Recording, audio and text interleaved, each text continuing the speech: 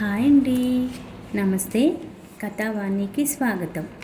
అలపర్తి రామకృష్ణ గారు రచించిన పాలకొండలు అనే ఒక చక్కని నవని ధారావాహికంగా వింటున్నాం కదండి. ఈరోజు 9వ భాగం వినేద్దామా? వాళ్ళు వెళ్తామని ఒత్తిడి తెచ్చిన మీ ఇంట్లో నుంచి వెళ్ళనివ్వకు అన్నాడు రాఘవ.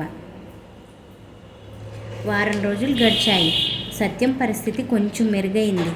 తొందరగా డ్రెస్అప్ అవు సుగుణ, ఫంక్షన్కి వెళ్దాం అంది భారతి. ఫంక్షన్ ఎక్కడ ఆంటీ? ఎవరి ఫంక్షన్? నా మేనకోడల ఎంగేజ్మెంట్ ఫంక్షన్. వాళ్ళెవరో నాకు పరిచయం లేదు కదా, మీరు వెళ్ళి రండి అంది సుగుణ. భలే దానివి, నన్ను పిలిస్తే నిన్ను పిలిచినట్లే. బంధుమిత్ర సపరివారంగా రమ్మని మా తమ్ముడు గట్టిగా చెప్పాడు. సాయంత్రం 6ంటికి ఫంక్షన్. మనం కొంచెం ముందే వెళ్దాం. మీ ఇంట్లో మా తమ్ముడిని ఉంచేసి నేను ఫంక్షన్స్కు తిరగడం ఏం బాగుంటుందా ఆంటీ? నువ్వేం బిడియపడాల్సిన అవసరం లేదు. మీ తమ్ముడిని కాంపౌండర్ చూస్తూ ఉంటాడులే. రెడీ అవ్వు. భారతి గారి మాట కాదనలేకపోయింది. విశ్వం గారి కుటుంబానికి తనెంతో రుణపడి ఉంది. తమ్ముడు కోలుకుంటున్నాడంటే వాళ్ళ దయే. ఆమె కోరిన చిన్న కోరికను తను ఎలా కాదంటుంది? స్నానం చేసి అరగంటలో రెడీ అయింది. కారులో భారతి తమ్ముడి ఇంటికి చేరుకున్నారు. చుట్టాలతో ఇల్లంతా సందడిగా ఉంది. నా మేనకోడలు ఎక్కడుంది అడిగింది భారతి తమ్ముడిని భార్యని. మేడపైన గదిలో ఉంది వదిన, వెళ్ళి పలకరించరండి, సంతోషపడుతుంది మీరు వచ్చారని తెలిసి అంది తమ్ముడు భార్య తులసమ్మ. సుగుణను తీసుకుని మేడ మీద గదిలోకి వెళ్ళింది భారతి. డ్రెస్సింగ్ టేబుల్ దగ్గర కూర్చుని ఉంది జైస్య. ఆ అమ్మాయిని చూసి ఆశ్చర్యపోయింది సుగుణ. జైస్యనే తమ్ముడు ప్రేమించింది. 2-3 సార్లు మెడికల్ కాలేజ్ దగ్గర జైస్యని చూసింది సుగుణ. తమ్ముడే ఆ అమ్మాయిని పరిచయం చేశాడు. ఓసారి తమ్ముడు రూమ్లో ఉండి మాట్లాడుతూ ఉంటే జైస్య అక్కడకు వచ్చింది. ఒంటరిగా తమ్ముడి గదికి ఆ అమ్మాయి రావడం చూసి వాళ్ళిద్దరి మధ్య ఏదో ప్రేమాయణం నడుస్తూ ఉందని అనుకుంది. తమ్ముడిని గుచ్చి అడిగితే అసలు విషయం చెప్పేశాడు.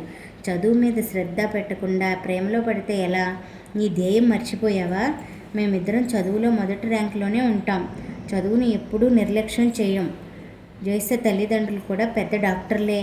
వాళ్లకు సెంటర్లో పెద్ద హాస్పిటల్ ఉంది. ప్రాక్టికల్ ఎక్స్పీరియన్స్ కోసం వాళ్ళ హాస్పిటల్కి వెళ్తూ ఉంటాను అన్నాడు సత్యం. జైస్య తల్లిదండ్రులకు మీ ప్రేమ వ్యవహారం తెలుసా అడిగింది. వాళ్ళకి ఇష్టమే, మేమిద్దరం భార్యాభర్తలు కావడం అన్నాడు తమ్ముడు. ఆ విషయం సత్యం చెప్పేటప్పుడు జైస్య కూడా పక్కనే ఉంది. అందరికీ ఇష్టమైనప్పుడు తనెందుకు అడ్డుపడాలి అనుకుంది అప్పుడు. ఇప్పుడు ఆ అమ్మాయి కారణంగా తన తమ్ముడు పిచ్చివాడయ్యాడు. గదిలో నుంచి బయటకు వెళ్ళిపోదామనుకుని సుగుణ. కూర్చోండి అంది జైస్య. నిలబడ్డావెందుకు? కూర్చో అంది భారతి. డ్రెస్సింగ్ టేబుల్ పక్కన ఉన్న చైర్లో కూర్చుని సుగుణ 10 నిమిషాలు జైస్యతో మాట్లాడి వెళ్ళిపోయింది భారతి. సుగుణ కూడా ఆమెతో పాటు మేడ దిగి కిందకు వెళ్ళబోతుంటే జైస్య ఆపేసింది. మీరు నాకు తోడుగా కూర్చోండి. కిందకి వెళ్ళి ఏం చేస్తారు? అత్తయ్య సుగుణకు కాఫీ పంపించండి పనివాడి చేత అంది జైస్య. అక్కడే జైస్యతో పాటు ఉండక తప్పలేదు. సుగుణ ఒడిలోకి వాలిపోయి ఏడ్చేసింది జైస్య. మా హాస్పిటల్లోనే ప్రాక్టీస్ పెడదాం పోస్ట్ గ్రాడ్యుయేషన్ అయ్యాక అని మీ తమ్ముడికి చెప్పాను. ఒప్పుకోలేదు. నా మాట కాదన్నాడనే కోపంతో మా తండ్రి తీసుకువచ్చిన సంబంధం ఒప్పుకున్నాను. ప్రతిక్షణం సత్యం గుర్తుకొస్తున్నాడు. పెద్ద పొరపాటు చేశాను. సత్యం మాట కాదన్నాను. ఇప్పుడు ఎటువైపు చూసినా అతను కనిపిస్తున్నట్టే తల్లడిల్లిపోతున్నాను. పెళ్లి కాకముందే చనిపోవాల్సి వస్తుంది అంది జైస్య. అంత గాఢంగా అతన్ని ప్రేమిస్తూ మరొకరిని పెళ్లి చేసుకోవడానికి ఎలా సిద్ధపడ్డావు అడిగింది సుగుణ. నా అంత స్టూపిడ్ గోల్ ప్రపంచంలో మరొకరు ఉండరు. సత్యం ఎలా ఉన్నాడు? నాలాగే బాధపడుతూ ఉన్నాడా? అప్సెట్ అయ్యాడు. మతిస్థిమితం కోల్పోయి మీ విశ్వం మామయ్య దగ్గరకు చికిత్స తీసుకుంటున్నాడు. చక్కగా చదువుకునే కుర్రాడు పిచ్చి చూపులు చూస్తూ గదిలో ఓ మూల కూర్చున్నాడు. వాడిని చూస్తుంటే గుండె తరుక్కుపోతోంది అంది సుగుణ. అమ్మా నాన్నల మాట కాదనలేను, సత్యంను వదులుకోలేను. సత్యంను మర్చిపోలేదానివి మరొకరితో ఎందుకు పెళ్ళికి సిద్ధపడ్డావు విసుగ్గా అడిగింది సుగుణ. బిక్కమొహం పెట్టుకుంది జైస్య. గుండెల్లో బాధ సుళ్ళు తిరుగుతూ ఉంది. అదే సమయంలో కాఫీ కప్పుల ట్రేలో పెట్టుకుని వచ్చిన భారతికి వాళ్ళిద్దరి సంభాషణ చెవిలో పడింది. మీరు కాఫీ ట్రే తీసుకువచ్చారేమిటంటే? నేనే కిందకు వచ్చేదాన్ని కదా అంది సుగుణ కాఫీ కప్పు అందుకుంటూ. సుగుణ మాటలు వినిపించుకోకుండా జైస్య దగ్గరికి వెళ్ళి తల నిమురుతూ, నువ్వు సత్యాన్ని ప్రేమించావా అడిగింది. అవును, ఇప్పటికీ అతను నా గుండెల్లో గూడు కట్టుకుని ఉన్నాడు. అతన్ని మర్చిపోలేకపోతున్నాను. ఉద్వేగంతో ఊగిపోతూ అంది జైస్య. పిచ్చి పిల్ల, ఒకరిని ప్రేమించి అతన్ని మర్చిపోలేని స్థితిలో మరొకరిని పెళ్ళాడి ఏం సుఖపడతావు? మీ నాన్నతో నేను మాట్లాడతాను, నువ్వు ధైర్యంగా ఉండు అనేసి గదిలో నుంచి బయటకు వెళ్ళింది భారతి హడావుడిగా. హాల్లో సోఫాలో కూర్చుని ఎవరికో ఎంగేజ్మెంట్ ఫంక్షన్ ఎక్కడ ఏ ఫంక్షన్ హాల్లో ఉందో వివరించి చెబుతూ ఉన్నాడు జైసే తండ్రి మంగారావు. ఓ పక్క నీ కూతురు ఏడుస్తూ కూర్చుని ఉంటే నువ్వు ఎంగేజ్మెంట్ ఫంక్షన్ ఏ హాల్లో జరగబోతుందో చెబుతున్నావా? ముందు ఎంగేజ్మెంట్ ఫంక్షన్ క్యాన్సిల్ చేస్తున్నట్లు మగపెళ్లి వారికి చెప్పేయి అంది భారతి తమ్ముడు పక్కన కూర్చుని. అదెలా కుదురుతుంది? అన్ని ఏర్పాట్లు చేసుకున్నాం కదా. జైసే కూడా ఈ పెళ్లికి ఒప్పుకుంది. ఇప్పుడు ఏడిస్తే ఎలా? నిమిషానికి నిర్ణయాలు మార్చేసుకుంటామా? అడిగాడు మంగారావు. నీ ఒత్తిడి భరించలేక నువ్వు తెచ్చిన సంబంధం చేసుకుంటానని అన్నదే కానుకో. నువ్వు వెంటనే తొందరపడి నిమిషాల్లో ఎంగేజ్మెంట్ ఫంక్షన్కి ఏర్పాట్లు ఎందుకు చేశావు? నీ కూతురు మానసికంగా మరో అబ్బాయిని పెళ్లి చేసుకోవడానికి సిద్ధపడిందో లేదో గమనించావా? సత్యం తలుచుకుంటూ మదన పడుతూ ఉందేమోనని గమనించావా? మరి కొన్ని రోజుల్లో పెళ్లి జరగాల్సిన ఇంట్లో నీ కూతురు నవ్వుతూ తుళ్ళుతూ ఉందో లేదో పరిశీలించావా? మెడిసిన్ చదువుతూ 4 సంవత్సరాలు వాళ్ళిద్దరూ కలిసిమెలిసి తిరిగారు. నీ కూతురు తన మనసులో అతని కోవెలు కట్టుకుని మల్లెపూల మాల వేసి ప్రతిక్షణం అతన్నే తలుచుకుంటూ ఉంది. గుంటూరులోనే ఉందామని నీ కూతురంటే అతను ఒప్పుకోకపోయేసరికి ఆ కోపంలో నిన్ను మరో సంబంధం చూడమని తిరిగి నువ్వు పరిగెత్తుకుంటూ వెళ్ళి మరో సంబంధం చూడటమేనా? 4 సంవత్సరాల్లో వాళ్ళిద్దరి మధ్య చిగురించిన ప్రేమను 4 నిమిషాల్లో చిగురించిన పూల మొక్కను పీకేస్తావా? నువ్వు చేసింది తప్పు. వెంటనే నీ తప్పును సరిదిద్దుకో. ఎంగేజ్మెంట్ క్యాన్సిల్ చేసుకున్నామని మగపెళ్లి వాళ్లకు వెంటనే చెప్పేయి అంది భారతి ఆవేశంగా. హాల్లో నిలబడ్డ బంధువులు వాళ్ళ సంభాషణ ఆసక్తిగా వింటూ భారతి చెప్పిందే సబబని తీర్పు ఇచ్చారు. అది కాదక్క, నా కూతురు ఎక్కడో మారుమూల ఆసుపత్రిలో ప్రాక్టీస్ చేయాల్సిన అవసరం ఏమిటి? మనకు పెద్ద హాస్పిటల్ బిల్డింగ్ ఇక్కడ ఉందిగా అడిగాడు మంగారావు. పల్లెటూరులో ఉంటే నీకు వచ్చే నష్టం ఏమిటి? నువ్వు ఓపిక ఉన్నవాళ్ళు ప్రాక్టీస్ చేస్తావు, ముసలివాడు అయ్యాక హాస్పిటల్ బిల్డింగ్ అమ్మేసుకుంటావు అందామె. నాకు దూరంగా నా కూతురు ఉండటం ఇష్టం లేదు అన్నాడు అతను. నా కొడుకులిద్దరూ ఎక్కడో దూరంగా అమెరికాలో ఉండటం లేదు, వాళ్ళను అమెరికా పంపడమే నాకు ఇష్టం లేదు. మీ బావగారే కొడుకుల నిర్ణయాన్ని గౌరవించారు. వాళ్ళు పెద్ద వాళ్ళు అయ్యాక నిర్ణయాలు సొంతంగా తీసుకునే స్వేచ్ఛ ఉండాలి. వాళ్ళని ఎప్పుడు చూడాలన్నా 24 గంటల్లో ఇండియా వచ్చేస్తున్నారు. వెనుక కాశీ వెళ్ళాలంటే ఎడ్లబండి మీద గుర్రాల మీద ప్రయాణం చేయాల్సి వచ్చేది. నెలల తరబడి ప్రయాణం చేయాల్సి వచ్చేది. ఇప్పుడు వారం రోజుల్లో ఉత్తరాది అంతా చుట్టేసి తిరిగి వచ్చేస్తున్నారు. కాశీకి వెళ్ళబోయే ముందు కాశీయాత్ర సమారాధన గొప్పగా జరిపి ఊళ్ళో వాళ్ళందరికీ భోజనాలు పెట్టేవారు. మళ్ళీ తిరిగి వస్తామో లేదో ఆ విశ్వేశ్వరుడి సన్నిధిలో గుటుక్కుమంటామో తెలియక పాలకొండకి గుంటూరుకు మధ్య 50 కిలోమీటర్ల దూరం కూడా లేదు. ఎక్కడో ఆర్కిటిక్ వలయంకు పంపుతున్నట్లు బాధపడతావేం?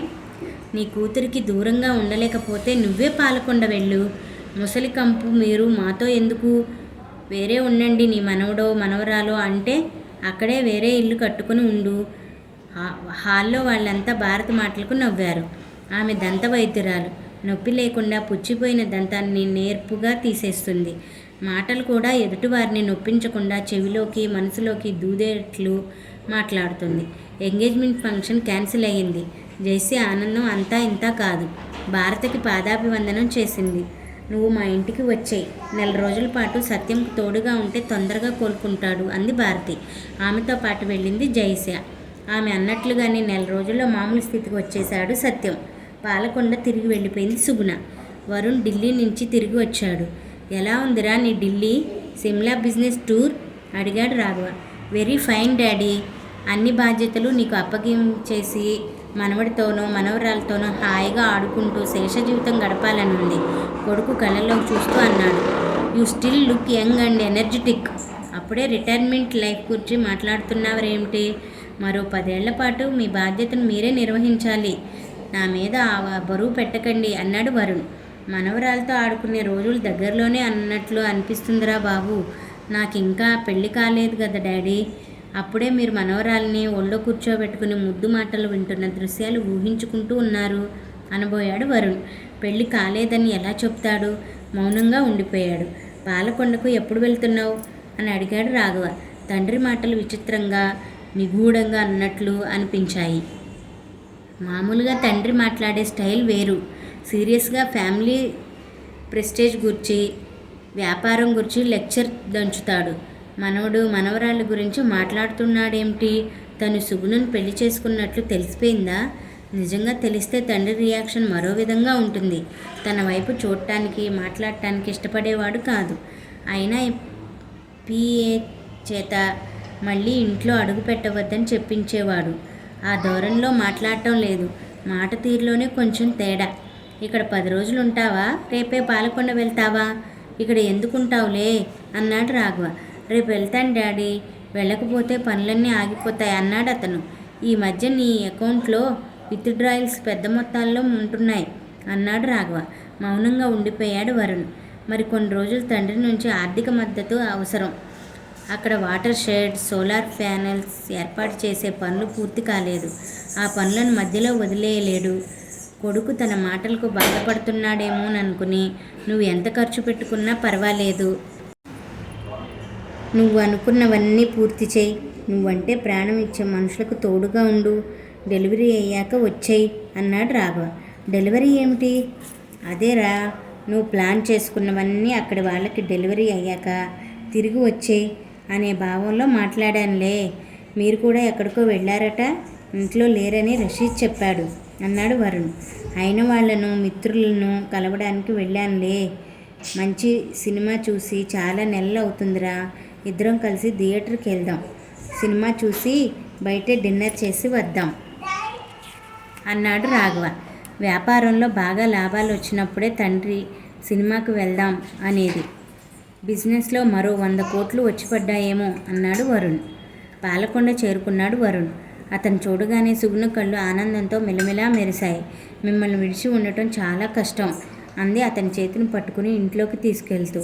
ఆమె కళ్ళల్లోంచి కురుస్తున్న ప్రేమామృతం చూసి వెన్నముద్దలా కరిగిపోయాడు. అతని గుండెల్లో ప్రేమ కెరటాలు ఉవ్వెత్తున లేచాయి. గదిలోకి వెళ్ళాక ఆమె భుజం చుట్టూ చేతులు వేసి దగ్గరకు తీసుకున్నాడు. మీకు శుభవార్త చెప్పాలి ముందు అంది సుగుణ. గ్రూప్ 1 రిజల్ట్స్ వచ్చాయా? నీకు ఉద్యోగం వచ్చిందా? ఆ రిజల్ట్స్ వచ్చేసరికి మరో 8 నెలల్లో సంవత్సరమో పడుతుంది. ఆ రిజల్ట్స్ వచ్చే లోపే మీరు కొడుకునో కూతురునో ఎత్తుకుంటారు అంది నవ్వుతూ. ఆనందంతో ఉబ్బి తబ్బిబ్బయ్యాడు. నిజంగా? సో యూ ఆర్ క్యారీయింగ్ కన్ఫామ్గా అన్నాడు ఆమె బుగ్గల మీద ముద్దుల వర్షం కురిపిస్తూ. కొన్ని ముద్దులు దాచిపెట్టుకోండి. మీ అమ్మాయికి 2 గాని అమ్మాయే పుట్టాలి. వసుధ పేరు పెట్టుకుందాం. వసుధ ఎవరు? మా అమ్మగారి పేరు వసుధ అనేశాడు. సుగుణకు ఏదో గుర్తుకు వచ్చింది. వసుధ చారిటబుల్ ట్రస్ట్ బోర్డు చూసి తమ ఇంటికి వచ్చిన పెద్ద మనిషి కన్నీళ్లు పెట్టుకోవడం ఆ దృశ్యం కళ్ళల్లో మెదిలింది. మీరు ఏదో దాస్తున్నారు నా నుంచి. మనిద్దరం ఎటువంటి అమరికలు లేకుండా కలిసిపోయాం. మనిద్దరి మధ్య ఎటువంటి దాపరికాలు ఉండకూడదు. మీ నాన్నగారి గురించి పూర్తి వివరాలు నాకు ఎప్పుడూ చెప్పలేదు. దాచుకోవాల్సిన అవసరం ఏముంది? మీ నాన్నగారి పేరు రాఘవ్ కదూ అంది ఆమె సూటిగా అతని కళ్ళల్లో చూస్తూ. నీకెలా తెలుసు? మనిద్దరి పెళ్ళి జరిగిన సంగతి మీ నాన్నగారికి తెలిసింది. మా ఫ్యామిలీ వివరాలు మా గురించి తెలుసుకోవాలని మా ఊరొచ్చారు. మీరు ఢిల్లీ వెళ్ళినప్పుడు సర్పంచ్ గారితో మీ నాన్నగారు మాట్లాడేటప్పుడు అక్కడికి మా ప్రతాప్ మామయ్య వచ్చాడట. మీ నాన్నగారి మామయ్యకి బాగా తెలుసు. మీ కంపెనీల తరపున 1-2 కేసులు ప్రతాప్ మామయ్య వాదించాడట. ఆయన పెద్ద ఇండస్ట్రియలిస్ట్. 100 కోట్ల ఆస్తి ఉందని మామయ్య సర్పంచ్ గారికి చెప్పారు. మీరు రాఘవ్ గారి కొడుకు అన్న విషయం సర్పంచ్కు మామయ్యకు తెలియదు. నీకెలా తెలిసింది? తమ్ముడికి మతిస్థిమితం తప్పింది. మీ నాన్నగారు విశ్వం గారి దగ్గర తీసుకెళ్లారు. వాళ్ళ ఇంట్లో 4 రోజులు ఉన్నాం. ఓ రోజు ఏం తోచక షెల్ఫ్లో ఉన్న ఫోటోలు ఉన్న ఆల్బమ్ చూస్తుంటే హైదరాబాద్లో మీ ఇంట్లో మీరు, మీ నాన్నగారు, విశ్వం గారు హాల్లో కూర్చుని మాట్లాడుకుంటున్న ఫోటో కనిపించింది. అప్పుడు రాఘవ్ గారు మీ నాన్నగారు అన్న సంగతి తెలిసింది అందామె. పాలకొండ వచ్చే ముందు రోజు తండ్రి అన్న మాటలు గుర్తుకు వచ్చాయి. నువ్వంటే ప్రాణం ఇచ్చే మనిషికి తోడుగా ఉండు. డెలివరీ అయ్యాక వచ్చేయి అన్నాడు తనతో. నువ్వు గర్భిణీ అన్న విషయం మా నాన్నకు ఎలా తెలిసింది? అప్పుడు గుర్తుకొచ్చింది సుగుణకు. మాటల్లో తను నెల తప్పిన విషయం విశ్వం భార్య భారతికి చెప్పింది. వాళ్ళు మామగారికి చెప్పి ఉంటారు. ఆ సంగతే వరుణ్కి చెప్పింది. మీ నాన్నగారికి చెప్తే గొడవ అవుతుందేమోనని మీరు అనుకున్నారు. మీరు నన్ను పెళ్లి చేసుకున్న సంగతి మీ నాన్నకు తెలిసినా తెలియసినట్లు నటిస్తున్నారు. స్వయంగా మీరే పెళ్లి చేసుకున్న విషయం చెప్పలేదని ఆయన చిరుకోపం. మీ నుంచి ఆ వార్త వినాలని ఆయన పట్టుదల. ఇలా ఎన్నాళ్ళు అడిగింది సుగుణ. మనవరాలు పుట్టని ఆయన ఇక్కడకు పరిగెత్తుకుంటూ వస్తాడు అన్నాడు ధీమాగా. బాపయ్య తాతకు 90 ఏళ్లు దాటాయి. మంచం మీద నుండి లేవలేని పరిస్థితి వచ్చేశాడు. వెన్నెముక దెబ్బతింది. ఆహారం తీసుకోవడం అరుగుదలలో పెద్ద ఇబ్బంది లేదు కానీ ఇతరుల సహాయంతో రోజులు నెట్టుకు వస్తున్నానని బాధపడుతూ ఉంటాడు. తాతగారు చీకటి పడేదాకా ఆరు బయట కూర్చుంటారా? కుర్చీలో కూర్చోబెడతాను అన్నాడు వరుణ్. కొడుకు మనవడి చేత సేవలు చేయించుకునే వయసు. నీ చేత అన్ని పనులు చేయించుకుంటున్నాను. ఏమిటో ఈ బంధం. ఉత్తేజం కలిగించే ఉదయాన్ని చూశాను. మండిపోయే మధ్యాహ్నం చూశాను. మనసుకు హాయిని కలిగించే సాయంకాలాన్ని చూశాను. ఇక ముందు అంతా చీకటే అన్నాడు బాపయ్య నిట్టూర్పు విడుస్తూ. అలా నిరుత్సాహపడకూడదు తాతగారు. నిరుత్సాహపడక ఇంకా ఏం చేయగలుగుతాను? పొలం వెళ్ళలేను, నీళ్ల బిందె మొయ్యలేను, లేచి కూర్చునే ఓపిక కూడా లేదు. చావు కోసం ఎదురు చూడటం తప్ప నేను చేయగలిగే పనే లేదు అన్నాడు బాపయ్య. సాయంత్రం ఎండ పలచబడిపోతూ ఉంది. ఏదో పని మీద వరుణ్ బయటకు వెళ్ళాడు. పాలకొండల మీద పెరిగిన పచ్చిక తిని పశువుల ఇంటి దారి పట్టాయి. లేగదూడలకు పాలివ్వాలన్న ఆత్రం కూడా వాటికి. పశువులు కాసే కుర్రాళ్ళు పాటలు పాడుకుంటూ కాళ్లతో రోడ్డు మీద దుమ్ము రేపుతూ వెళ్తున్నారు. ముందు వెళ్తున్న కుర్రాడిని వీపు మీద కొట్టాలని వెనుక వచ్చే కుర్రాడు ప్రయత్నించడం, అడుగుల సవ్వడి విని ముందు వెళ్తున్నప్పుడు వాడు తప్పించుకోవడం, కేకలు పెట్టుకుంటూ అరుస్తున్నారు. అదో సరదా వాళ్లకు. అది చూశాడు బాపయ్య. కొట్టుకోవడం కూడా ఒక ఆట. ఇప్పుడు సరదాగా కొట్టుకుంటారు, పెద్దయ్యాక నిజంగానే కొట్టుకుంటారు. పెద్దగా అరిచాడు బాపయ్య. ఓ కుర్రాడు తాత దగ్గరకు వచ్చి తన చేతిలోని కర్ర అందివ్వబోయాడు. కర్ర తీసుకుని నన్ను కొట్టు తాత అన్నాడు వాడు. కర్ర అందుకోబోయాడు. కర్రని చిక్కనివ్వలేదు ఆ కుర్రాడు. 90 ఏళ్ళు వచ్చిన నీకే కర్రకు అందుకొని కొట్టాలని ఉంటే కుర్రాళ్ళం మాకు సరదాగా కొట్టుకోవాలని ఉండదు అనేసి పెద్దగా నవ్వుతూ పశువులను తోలుకుని వెళ్ళిపోయాడు. నవ్వుకున్నాడు బాపయ్య. రోజు వాళ్ళు ఏదో చిలిపి పని చేస్తూ తన్ను కవ్వించి వెళ్తూ ఉంటారు. తను లేచి వాళ్ళ వెంటబడే ఓపిక లేదని వాళ్ళకు తెలుసు. రాధమ్మ వచ్చింది మెల్లగా నడుచుకుంటూ. ఎవరు? నేను రాధమ్మని. గుర్తుపట్టలేదా ముసలాయన?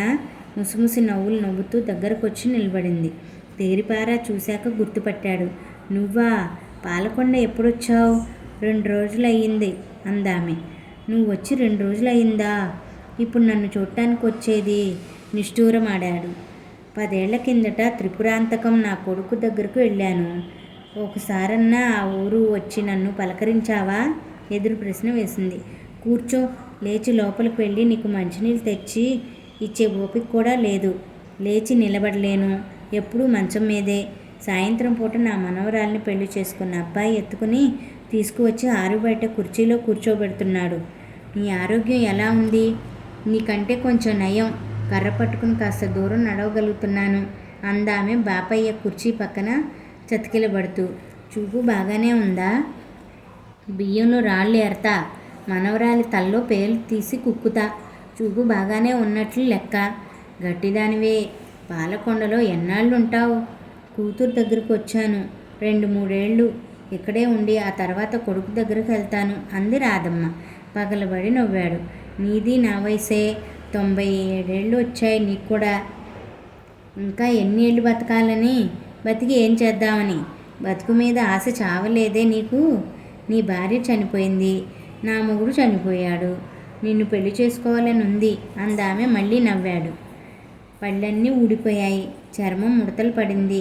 అయినా నీకు మళ్ళీ పెళ్లి చేసుకోవాలని కోరిక ఎలా కలిగిందే? నువ్వు దిగులుగా కూర్చున్నట్లు కనిపించావు. నిన్ను నవ్వించాలని అలా అన్నానులే. ఈ వయసులో నాకు నీకు పెళ్ళేమిటి? నా మీద కాలు వేయాలన్నా నీకు కాలు లేవగలేదు నవ్వుతూ అంది రాధమ్మ. అటు ఇటు చూశాడు. ఎవరన్నా రాధమ్మ మాటలు విన్నారేమోనని. ఓసిని దుంపదెగ. వయసు మీద పడ్డా చతురులు ఆడటం తగ్గలేదు. సరదాగా మాట్లాడతావు. ఎటువంటి కల్మషం ఉండదు నీ మనసులో. అందుకే నువ్వంటే ఇష్టం అన్నాడు బాపయ్య. ఆమె వచ్చి పక్కన కూర్చొని సరదాగా మాట్లాడటంతో కొత్త జవత్వాలు వచ్చినట్లుగా అనిపించింది బాపయ్యకు. నువ్వు ఇక్కడ ఉన్నవాళ్ళు రోజు వచ్చి 10 నిమిషాలు మాట్లాడిపోతూ ఉండవే, నిన్ను చూస్తుంటే ఎంతో సంతోషంగా ఉంది అన్నాడు. వయసులో ఉన్నప్పుడు రాధమ్మనే పెళ్లి చేసుకోవాలనుకున్నాడు బాపయ్య. ఇంట్లో వాళ్ళు కూడా అభ్యంతర పెట్టలేదు. రాధమ్మ అన్న శరభయ్య తాగుబోతు, రౌడీ, అందరినీ బెదిరించి డబ్బు గుంజుతూ ఉండేవాడు. పొలాల్లో రాధ వెనకే తిరుగుతున్నావు, డబ్బులివ్వు అని బెదిరించి 2-3 సార్లు డబ్బులు గుంజేశాడు. మా అన్నకు భయపడి డబ్బులు అడగంగానే ఇచ్చేస్తున్నావు. ఇలాగైతే రేపు మన ఇద్దరి పెళ్ళి అయ్యాక రోజు మన ఇంటి మీద పడి మొక్కుతాడు. తిరగబడి 4 గుద్దులు గుద్దు, మళ్ళీ నీ జోలికి రాడు అంది రాధ ఓ రోజు తనతో. ఆమె ఇచ్చిన ప్రోత్సాహంతో శరభయ్య జుట్టు పట్టుకుని తల వంచి పిడిగుద్దులు గుద్దాడు వీపు మీద. ఆ దెబ్బతో మళ్ళీ తన జోలికి రాలేదు. ఆ రోజు కూడా ఎందుకు కోపం వచ్చిందంటే, ఎడ్లకు ఉలవలు కొందామని వినుకొండ వెళ్తుంటే శరభయ్య వెంటపడి తన జేబులోని డబ్బులు లాక్కోబోయాడు. అందుకు అంత కోపం వచ్చింది. అయితే ఓ పెద్ద నష్టం జరిగిపోయింది ఆ గొడవతో. చిన్నప్పటి నుంచి తన పెళ్ళాం అనుకున్న రాధ పరాయి వ్యక్తి భార్య అయింది. శరభయ్య తల్లిదండ్రుల మీద ఒత్తిడి తెచ్చి చెల్లెల్ని త్రిపురాంతకంలో ఉండే అబ్బాయికి పెళ్లి జరిపించాడు. 2 ఏళ్ళు దిగులు పడ్డాడు. కానీ పెళ్లి చేసుకున్నాక కట్టుకున్న భార్య మీద ప్రేమ ఏర్పడింది. భార్య కూడా తనంటే ప్రాణం ఇచ్చేది. 50 ఏళ్ళు తనతో కాపురం చేసి పాము కరిచి చనిపోయింది. దగ్గరలో ఆసుపత్రి లేకపోవడంతో ఆమెను బతికించలేకపోయాడు. అప్పుడప్పుడు కనపడుతూ ఉండేది. ఆమె భర్త కూడా చాలా మంచి వ్యక్తి. తను ఎంతో మర్యాదగా పలకరించేవాడు. నువ్వు నా మెడలో తాళి కట్టకపోయినట్లయితే ఈ బాపయ్య నా మొగుడు అయ్యేవాడు అనేది రాధమ్మ భర్త పక్కన ఉన్నప్పుడే. నీలాంటి అందమైన అమ్మాయి నా పెళ్ళం కావాలని భగవంతుడు రాసిపెట్టాడు. బ్రహ్మ రాసిన రాత ఎలా ఉంటే అలా జరుగుతాయి అనేవాడు ఆమె భర్త. ఎప్పుడూ రాధమ్మ అన్నట్లు అసభ్యంగా ప్రవర్తించలేదు. ఇద్దరూ ఆ గౌరవం కాపాడుకుంటూ ఉండేవారు. అందరూ బాగానే ఉన్నారు రాధమ్మ. నా మనవడు మన ఊళ్ళోనే 2 ఏళ్లలో హాస్పిటల్ పెడతాడు. నా మనవరాలికి మంచి ఆఫీసర్ ఉద్యోగం వస్తుంది. నా మనవరాల్ని చేసుకున్న అబ్బాయికి హైదరాబాద్లో కోట్ల ఆస్తి ఉందట. అవన్నీ వదిలేసుకుని పల్లెలో తిరుగుతూ ఉంటాడు మా సుగుణ భర్త. కొడుకు చనిపోయాడన్న దిగులే అప్పుడప్పుడు మనసును బాధిస్తూ ఉంటుంది అన్నాడు రాధమ్మతో కష్టసుఖాలు చెప్పుకుంటూ. నీ కొడుకు కోడలు ఉన్నట్లయితే ఎంతో సంతోషపడేవాళ్ళు. పిల్లలు ఎదిగి రావడం చూసి. మళ్ళీ నీ కోడలు ఎప్పుడైనా కనిపించిందా అడిగింది రాధమ్మ. మా అబ్బాయి గొడ్డును బాదినట్లు బాదుతూ ఉంటే పిల్లల్ని వదిలేసి వెళ్ళిపోయింది. ఎక్కడికి వెళ్ళిందో ఏమైపోయిందో మళ్ళీ జాడలేదు అన్నాడు బాపయ్య. చీకటి పడినా వాళ్ళిద్దరూ మాట్లాడుకుంటూనే ఉన్నారు. గుంటూరు వెళ్ళిన సుగుణ ఇంటికి తిరిగి వచ్చింది. రాధమ్మ ఇంటికి తిరిగి వెళ్ళేటప్పుడు పండ్లు, స్వీట్స్ అట్టపెట్టెలో పెట్టి ఇచ్చింది సుగుణ. ఎందుకమ్మా ఇవన్నీ అంది రాధమ్మ. రాధమ్మ గారు, మీరు రోజు వచ్చి మా తాతగారిని చూసి వెళ్ళండి. ఆయన తరం వాళ్ళు స్నేహితులు చనిపోయారని దిగులు పడుతూ ఉంటారు. మీరు వచ్చి కనిపించేసరికి ఆయనలో కొత్త ఉత్సాహం తొంగి చూస్తూ ఉంది అంది సుగుణ. వరుణ్ వచ్చి బాపయ్య తాతను లోపలికి మోసుకు వెళ్ళాడు. ఇంతటితో 9వ భాగం సమాప్తం. మిగిలిన నవలను రేపటి భాగంలో తెలుసుకుందామండి. Thank you for watching. Please subscribe for more stories.